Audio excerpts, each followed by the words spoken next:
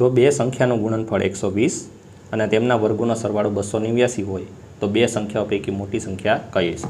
હવે પહેલાં તો અહીં સેન્ટેન્સ આપણને કીધેલું છે કે બે સંખ્યાનું ગુણનફળ એટલે કે ગુણાકાર, તો x ગુણ્યા y એ કેટલો થાય છે? 120 અને તેમના વર્ગોનો સરવાળો એટલે કે x² + y² એ કેટલો થાય છે?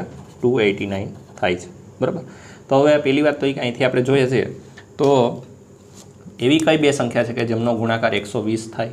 તો આપણે એક સંખ્યા વિચારીએ તો કે 12 દાન 120 થાય, 12 દાન 120 થાય, બરાબર છે.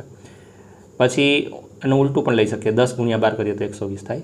બીજું એક આપણે જોવા જાય ઉદાહરણ તો 15 ગુણ્યા 8 એટલે કે 15 × 8 120 થાય. હવે આના ઉપરથી જે આપણે લોજિક છે એ પાછું આમાં પણ બંધ બેસતું થવું જોઈએ. તો આમાં પણ આપણે ટ્રાય કરીએ તો 12નો વર્ગ અને 10નો વર્ગ, 12નો વર્ગ કેટલો થાય? 144 અને 10નો વર્ગ કેટલો થાય? 100.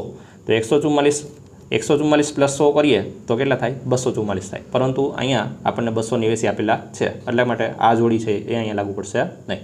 હવે 15 અને 8ની આપણે જોડી જોઈએ તો 15નો વર્ગ કેટલો થશે? 225 અને 8નો વર્ગ કેટલો થશે?